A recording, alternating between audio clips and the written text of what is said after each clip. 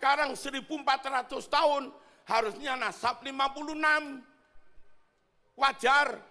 1446, harusnya nasab ke 58, wajar. Kalau ada orang aneh keturunan ke 58, lumayanlah masuk. Anak keturunan 57, lumayan masuk. Aneh keturunan 28. Kalau di rata-rata 1446 Hijriah, dibagi 28, rata-rata 51 tahun lebih. Masuk akalkah ibumu melahirkan umur 51? Mbah putrimu melahirkan umur 51. Padahal Fatimah umur sebelum 20 sudah punya anak. Ini hitungan nasab yang dibuat-buat, Mas. Cek bercaja, Mas. Belum lagi sekian makam dipalsu. Klaim sejarah NU dipalsu.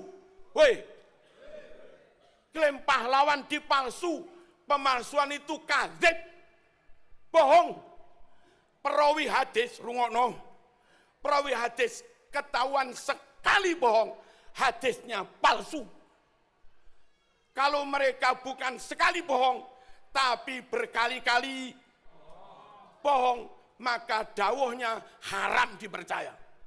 Assalamualaikum warahmatullahi wabarakatuh, saudara sekalian dimanapun Anda berada. Pada kesempatan kali ini kita akan sama-sama menyaksikan ceramah terbaru dari Kiai Haji Mustamar ya. Terkait dengan polemik nasab ini, beliau mengungkapkan satu hal yang logika yang sangat luar biasa sekali ya saudara sekalian. Oke, selengkapnya mari kita sama-sama simak video berikut. Bismillah walhamdulillah, ashadu an la ilaha illallah, wa ashadu anna muhammadan abduhu wa rasuluh. Allahumma salli wa sallim ala sayyidina Muhammad wa ala alihi wa sahbihi. Dumateng para kiai, para tuan guru, para ajengan yang sangat kami hormati, para tubagus yang sangat kami hormati, para gus, para lora, mandar muga barokah kabih, banyak rezekina, lanjeng umurah, banyak putranya. Amin Allahumma amin. Opo iku? Oh, enggak oleh. Tamu kita yang sangat kita banggakan, kita hormati, Mujaddid abad berapa ini? Wong pakai hijriyah kok. Abad 15. Romo Kiai Haji Ajengan ya. Imaduddin Utsman Al-Banteni. Semoga panjang umur. Dijaga Allah.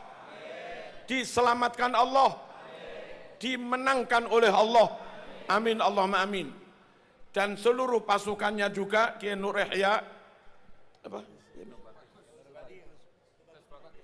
Bagus Nur Fadil, Gus Fakih, dan kita semua ini pasukannya, Gus Bodo. Sedaya mawon muga-muga kita barokah. Gus Suadi alhamdulillah berkomitmen tidak menambah lagi. Moga-moga punya Suadi bahagia. Amin Allahumma amin. Bapak Ibu rahmakumullah, satu nyuwun sewu.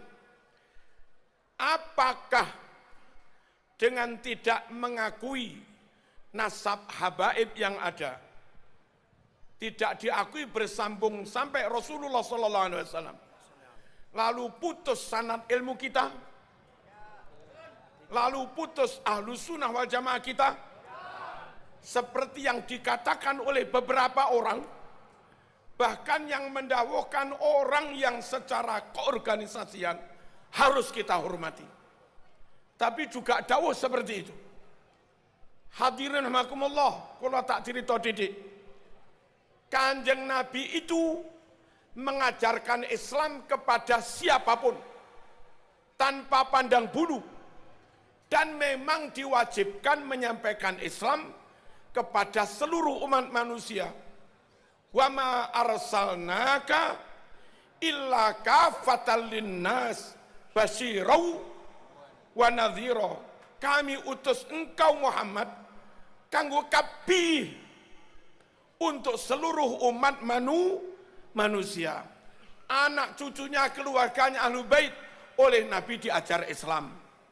Sahabat top-top Abu Bakar, Umar diajar Islam. Marga terdekat Bani Hashim diajari Islam. Yang jauh-jauh Bani Tamim, Bani Toyek, Bani siapalah diajari Islam. Yang non-Arab Bilal bin Rabah Al-Habsyi, Salman Al-Farisi Persia itu, Suhaib Ar-Rumi Eropa juga diajari Islam. Nah, semua Ahlul Bait juga bukan Ahlul Bait. Quraisy bukan Quraisy, Arab bukan Arab, yang mereka semua murid Nabi Muhammad SAW. Mereka semua membawa ajaran dan sunnah Rasulullah SAW. Maka fatwa atau pendapat yang mengatakan ilmu harus dari jalur Ahlul Bait, ilmu harus dari jalur keturunan Nabi. Orang yang punya pendapat seperti itu menafikan sekian ribu hadis riwayat sahabat, menafikan sekian ribu hadis riwayat Khulafaur Rasyidin, dan itu menabrak ayat Quran, wa ma atakumur rasul fakhuduh wa ma nahakum anhu fantahu wa ma napabai atakum seimpun paring dek sambian kabih pasira ar-rasul sallallahu alaihi wasallam fakhuduh, makanya toreh kala kabih nega oneng sampean, oneng zaman je. Ajaran apapun yang telah diberikan disampaikan Rasul padamu, ambil semua. Orang yang punya prinsip, katanya ngaji harus ke jalur Ahlul Bait, moh sekian ribu hadis yang disampaikan pada sahabat, orang ini nabrak perintah fakhuduh, ambil semua. Paham apa mboten? Paham mboten ngene? Terus saya sampean mikir, ojo omongan ibu-ibu kalau omongan. Ngeten para rawuh. Kalau hanya dari jalur Ahlul Bait, dari riwayat Fatimah kah? Fatimah wafat masih muda, umur likuran. Atau harus riwayat Sayyidina Ali kah? Sayyidina Ali bukan putranya Nabi, menantunya. Atau harus riwayat Sayyidina Hasan Husain yang katanya harus jalur Ahlul. Sayyidina Hasan Husain ketika Nabi hidup masih kecil, belum memungkinkan untuk menerima ribuan hadis. Dan nyatanya dalam kitab hadis yang riwayat Imam Hasan Husain juga enggak terlalu banyak. Lalu umur belum tua, Sayyidina Hasan diracun, dibunuh. Lalu Sayyidina Husain dibunuh di Karbala.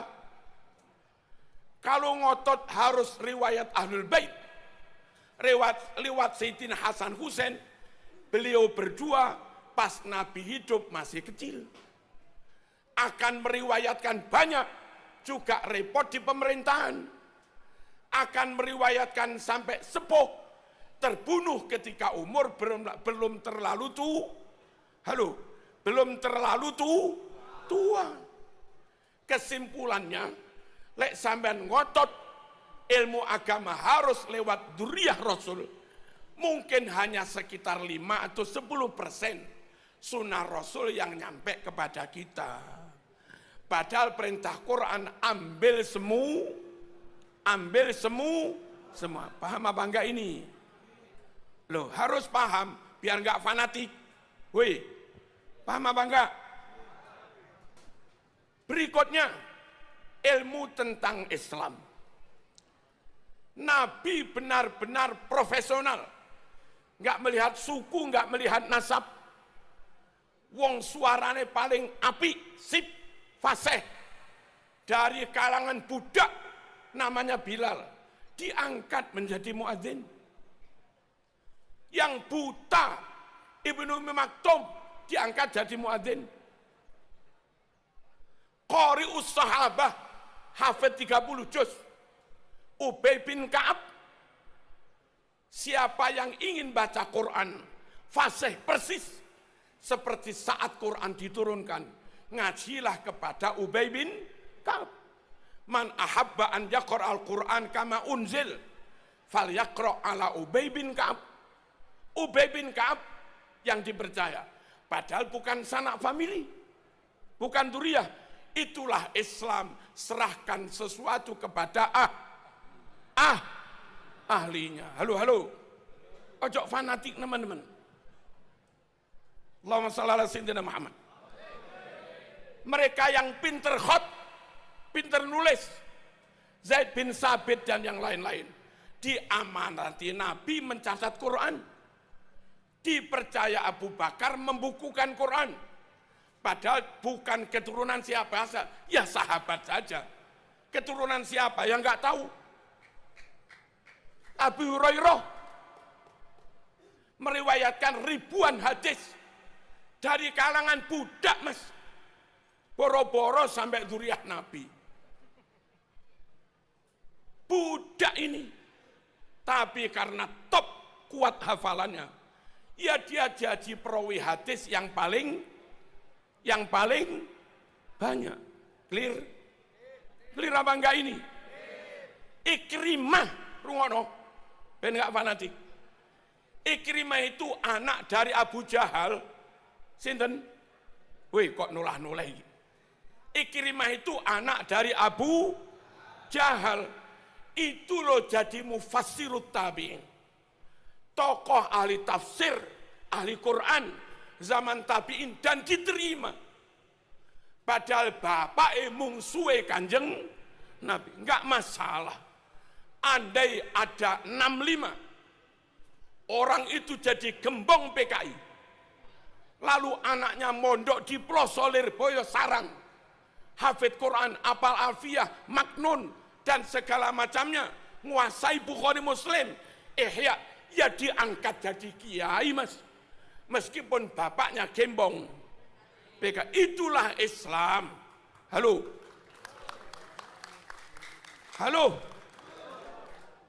Serahkan sesuatu hanya kepada ahlinya.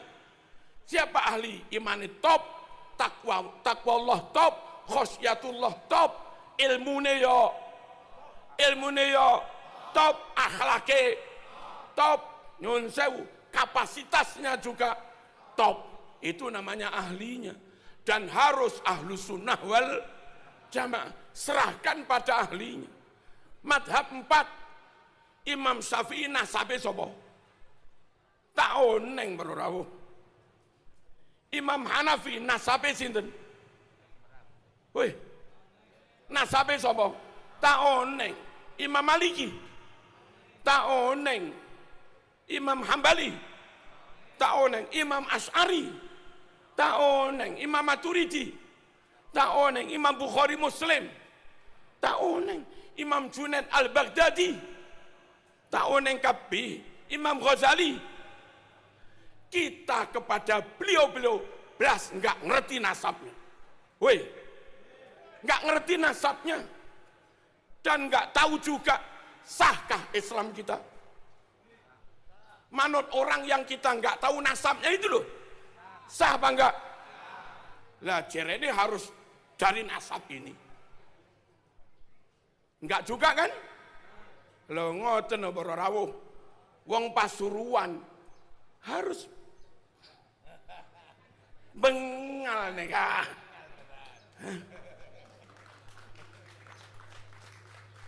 Allahumma shalli ala sayyidina Muhammad. Sepura anakku le cangkolang ini. Tak pernah bagi. Sedikit lagi enggak apa-apa. Allahumma shalli ala sayyidina Muhammad. Yang alumni Sarang dapat ilmu sak pirang-pirang dari masyayikh Sarang. Nasabnya siapa Sarang? Tak oneng. Yang alumni Pelosok dapat ilmu sak pirang-pirang dari Pelosok. Sera nasabah.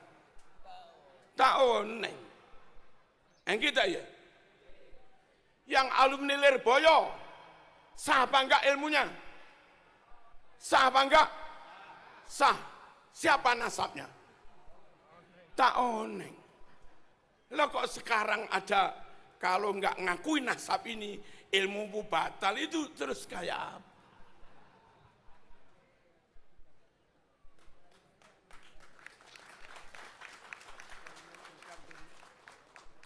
Lalu berikutnya begini, Bapak Ibu rahimakumullah, untuk bisa paham Quran, paham hadis, harus benar-benar ngerti alim nahwu sorob, harus alim mantek, harus alim ma'ani bayan badi, harus alim usul fikih, ulumul Quran, gharaibul alfaz, harus alim asbabun nuzul, harus alim mustalahul hadis. Halo, plus ngerti sejarah, juga ngerti filologi, untuk benar-benar bisa memahami Quran Sunnah dengan benar. Siapa itu? Ya siapapun yang mondok lama dan sungguh-sungguh menguasai itu semua, silahkan dia jadi kiai dan memahami Quran. Meskipun dari kaum irung pesek.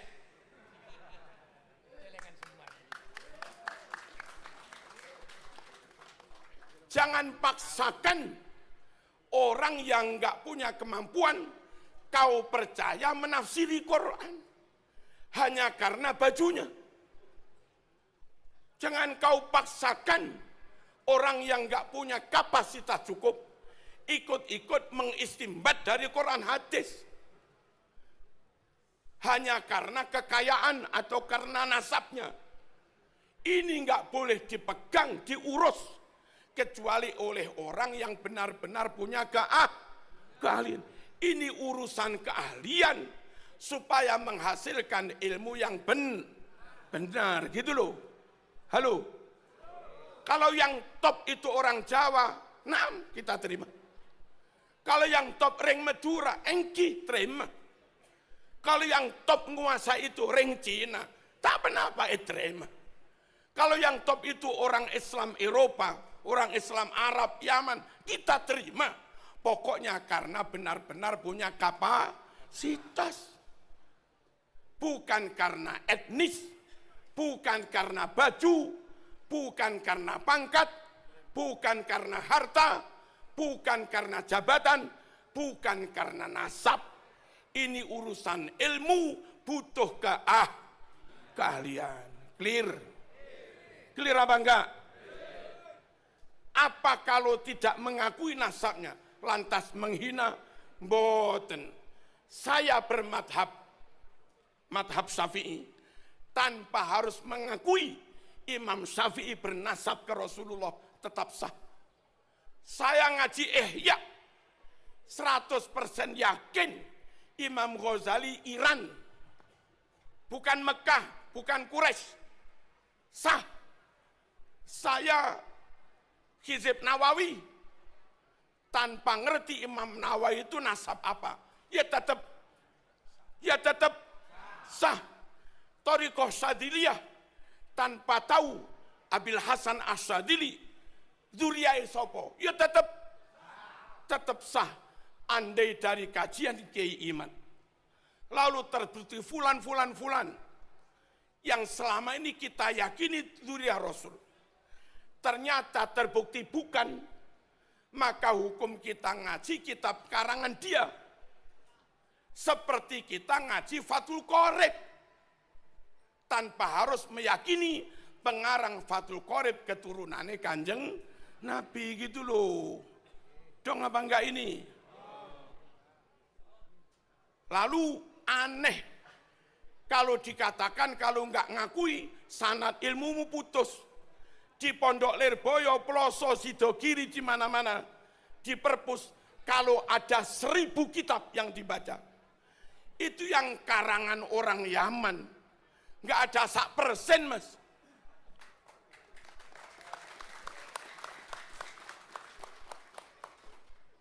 Ummahatul Kutub fit Tafsir. Mulai dari yang kecil, Jalalain, Jamal, Sawi, lalu ngalih, Al-Munir, Maroh Labid, agak gede lagi, Tabari, Qurtubi, Tafsirul Kabir, Lirrazi, dan yang lain-lain. Itu semua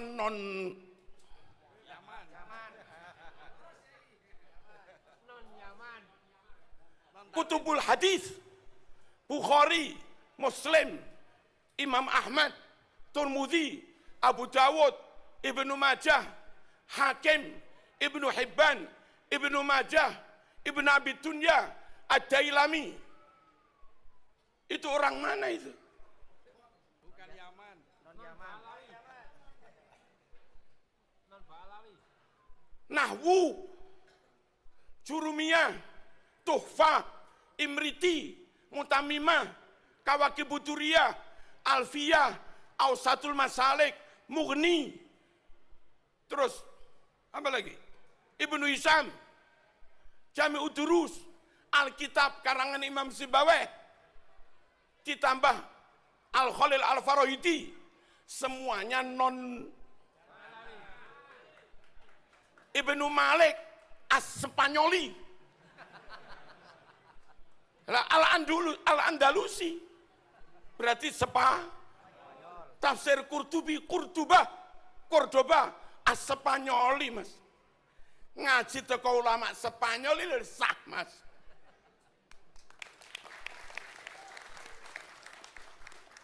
Kok sempit amat mikir. Fikih, wadeh, apa lagi? Mabadi' fikhiyah, takrib, safina, sulam,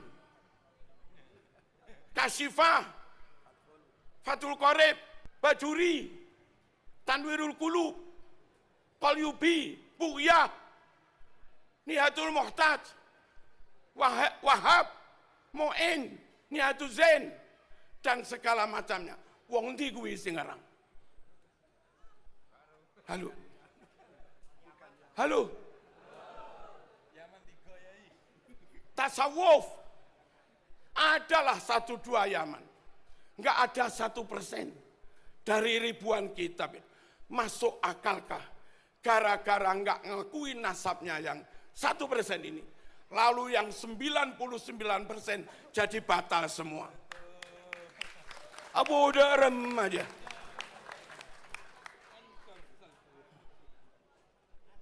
Paham lagi? Bukan masalah rungkat, mas.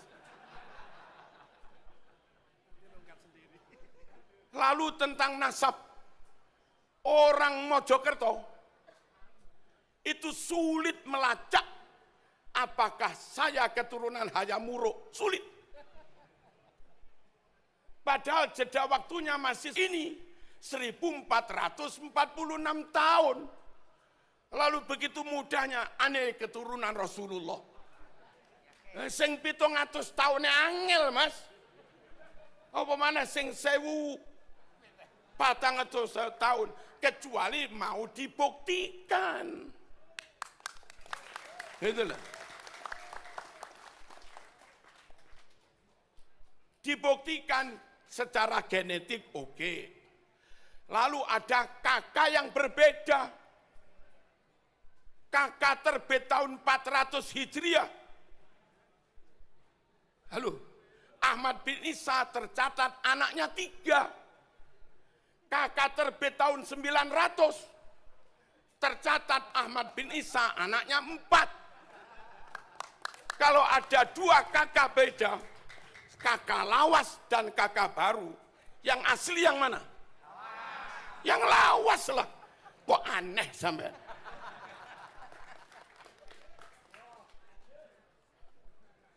Kalau saya punya naskah Bukhari, warisan dari Mbah Yud saya, kebetulan kita sama-sama Al-Banteni. Mbah saya ke-6 Banten.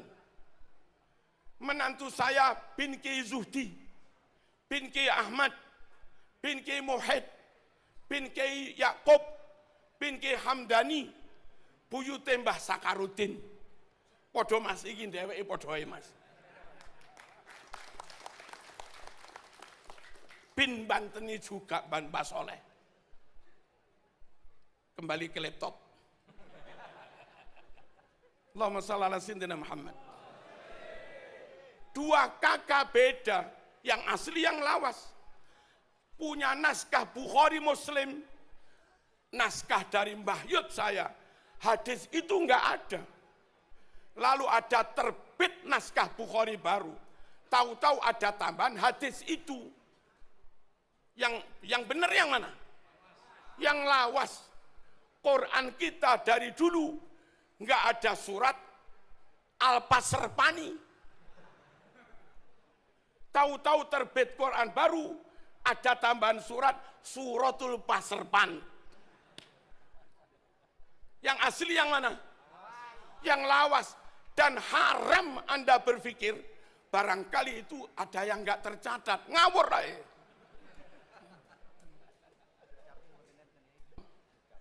Sekarang itu mungkin nggak tercatat.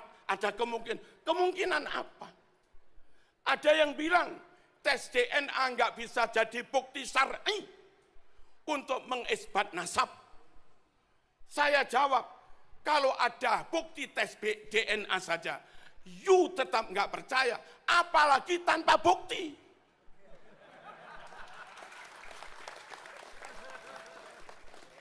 Logikanya kok aneh-aneh.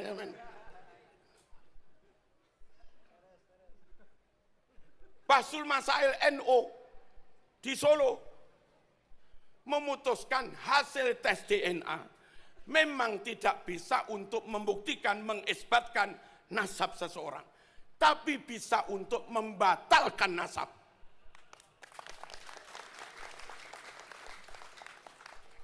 Nabi Mekah, Said Maliki Mekah, Padebon.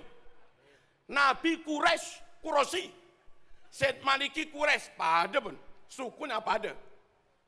Nabi Marga Bani Hashim, Hashimi, Said Maliki Bani Hashim, pada pun. Nabi Fatona, cerdas, pinter, Said Maliki cerdas, alimas, lumayan, ada kemiripan. Nabi ganteng, abyad musrob ilal humroh, putih kemerah-merahan. Halo, Said Maliki juga ganteng. Nabi sabar, jembar, toleran, Hanifah muslimah. Said Maliki jembar dodone mas.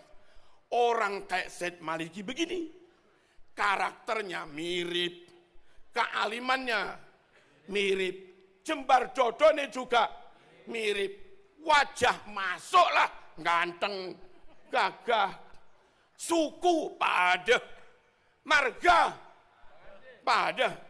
Said Maliki neka, mon adabuh, kula neka keturunan Nabi, ya gampang dipercayalah. Ini orang bangsanya beda. Nabi Mekah dia Iran, Nabi Mekah dia Afghanistan, Nabi Mekah dia Mesir, Nabi Mekah dia Madura, Nabi Mekah dia Yaman.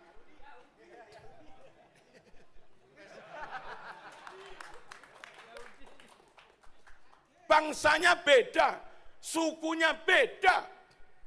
Nabi Quraisy dia Jawa, Nabi Quraisy dia Banten, Nabi Quraisy dia Sunda. Halo. Nabi Quraisy dia Hadramaut, Nabi Quraisy dia Habasyah, Nabi Quraisy dia Qahtan, Nabi Quraisy dia Tamim. Weh. Nabi Quraisy dia Aden. Tak pada suku.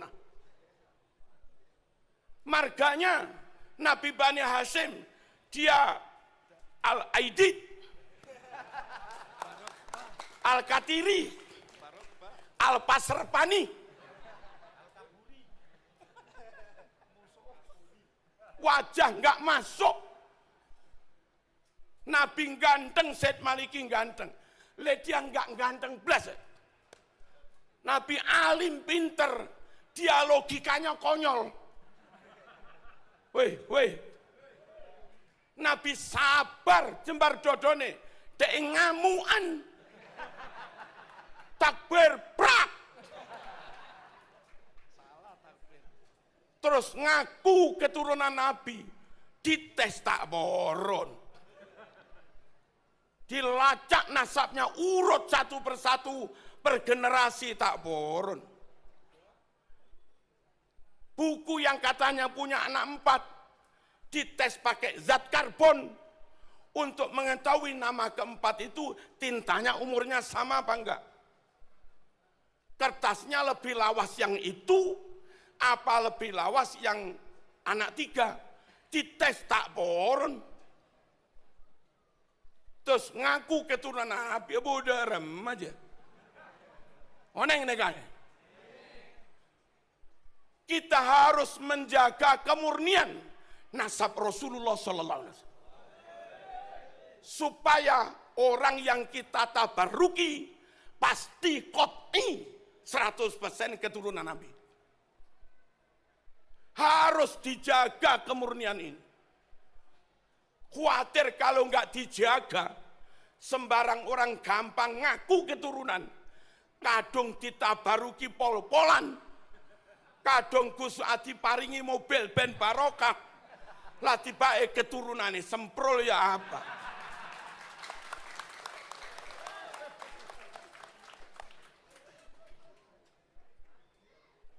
Ngerti betul nih? Verifikasi itu penting, validasi penting, pelacakan penting, baik pelacakan genealogi ataupun pelacakan naskah penting. Untuk apa? Untuk memastikan fulan qot'i keturunan Nabi. Kita sowan nggak rugi, salaman nggak rugi, sedekah nggak rugi, barokah. Dan memang Nabi meninggalkan untuk umat ini nuwun sewu 3 jimat. Jimat pertama Quran, jimat kedua sunnah, jimat ketiga keluarga anak cucunya Kanjeng Nabi. Supaya sunnah benar-benar sunnah, bukan maudhu, bukan palsu, maka ulama men-tracking hadis. Dan akhirnya karena hadis kena jarah wa ta'dil, ribuan hadis rungkat. Rungkat itu apa?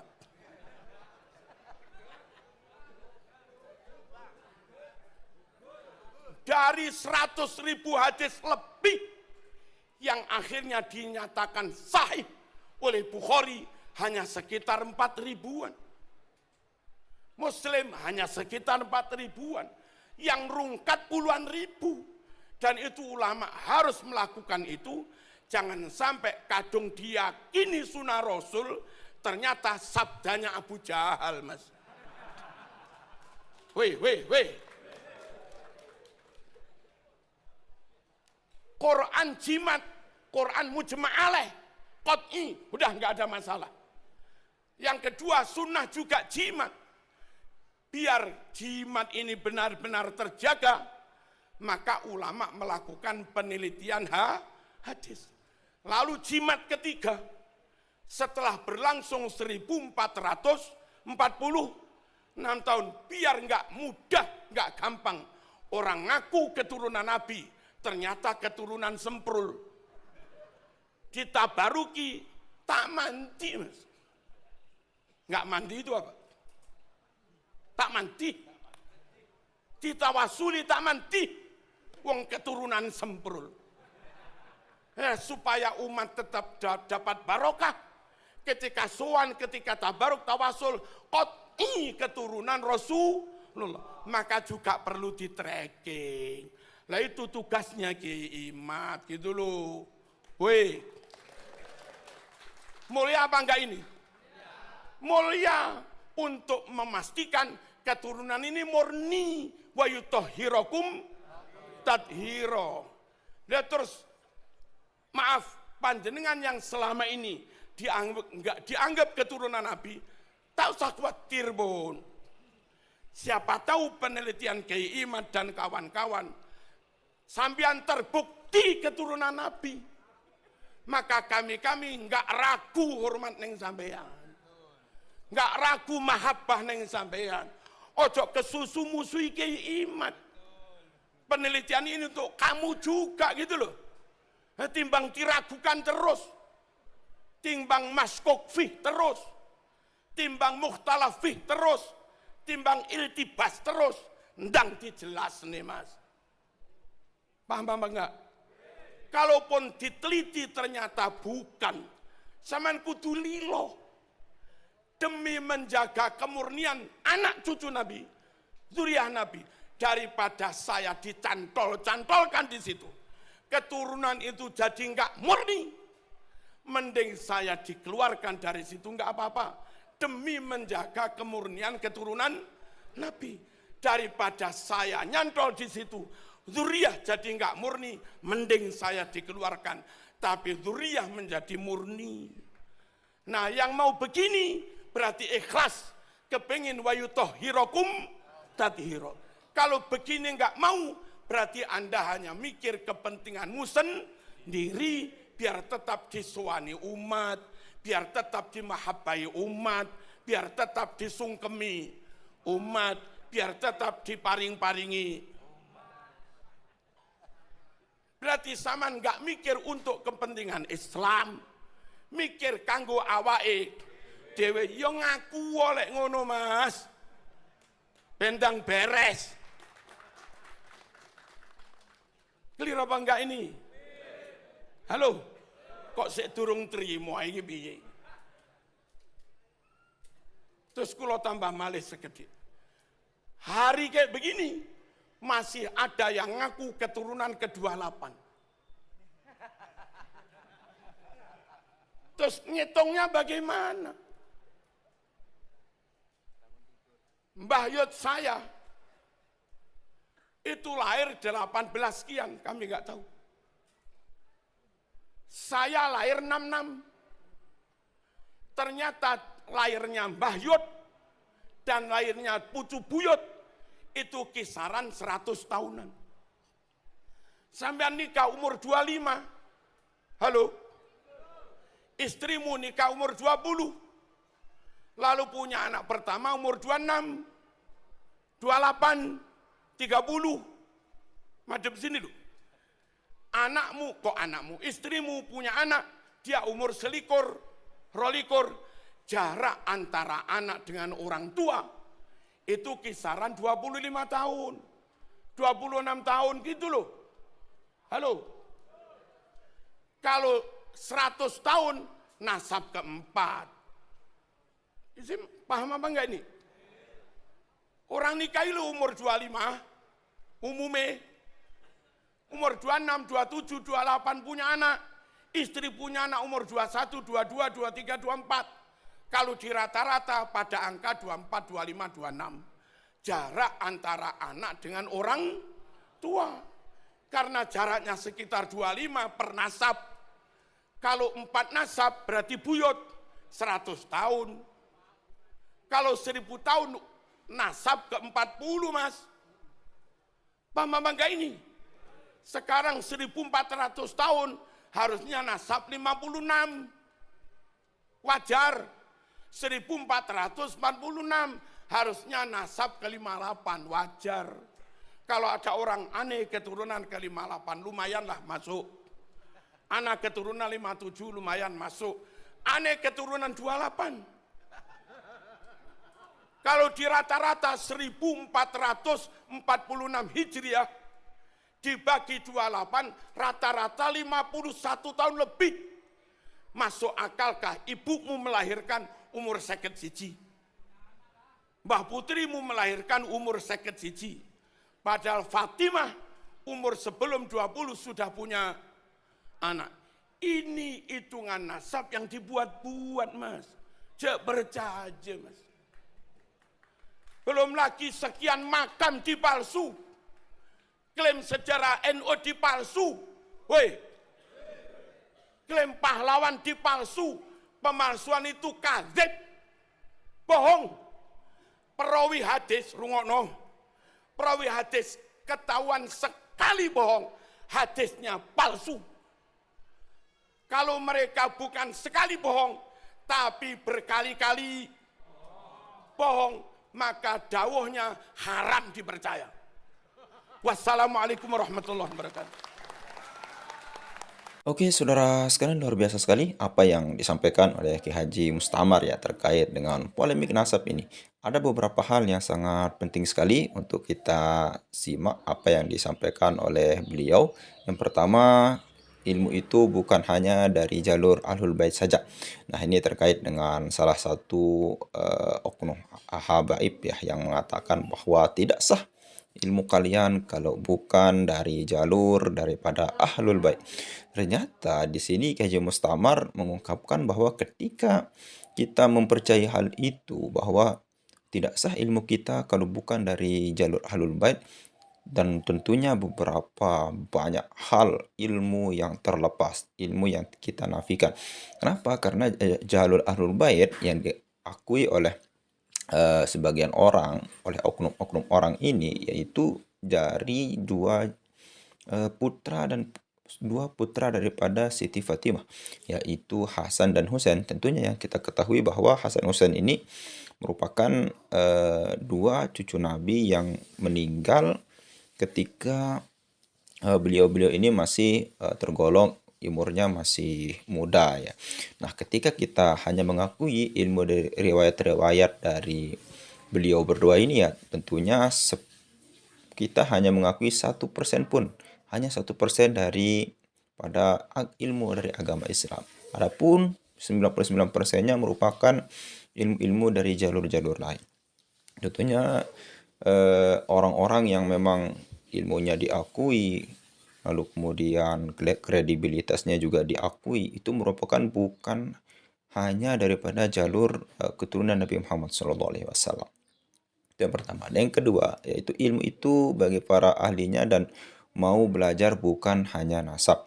Jadi ini merupakan siapapun itu, baik itu keturunan Abu Jahal pun, kata Kiai Haji Mustamar, baik itu keturunan si A, si B, itu tidak penting. Yang penting adalah ketika dia berilmu, ketika dia bisa membawa dirinya dan ilmunya juga banyak.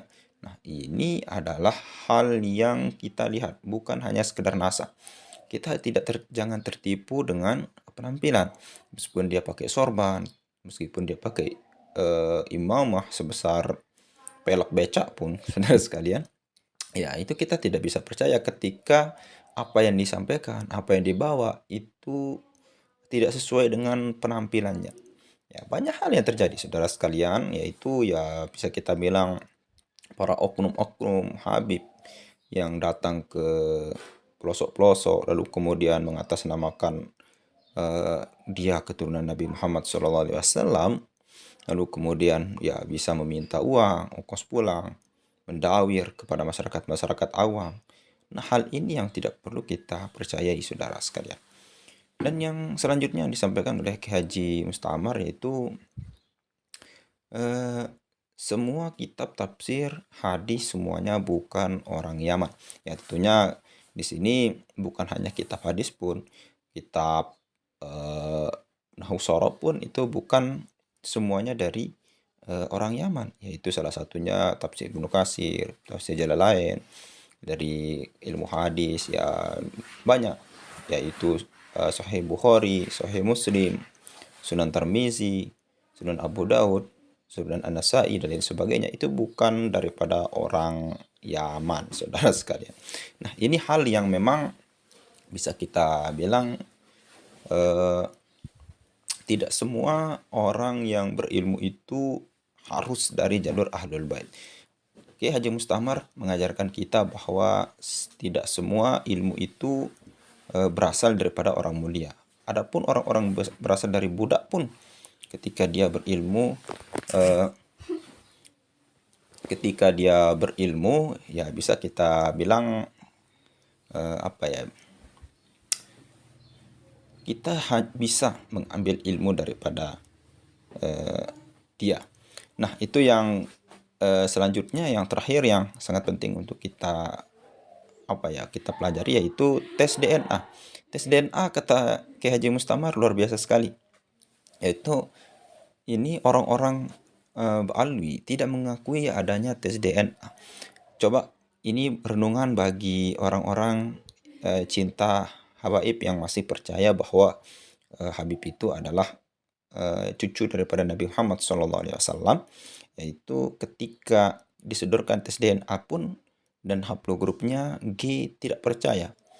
Apalagi ketika dia tidak menemukan adanya bukti, malah makin tidak percaya. Ini pun tes DNA. Semua habaib itu mayoritas kalau tes DNA haplogrupnya G, saudara sekalian. Coba bayangkan, haplogrupnya G.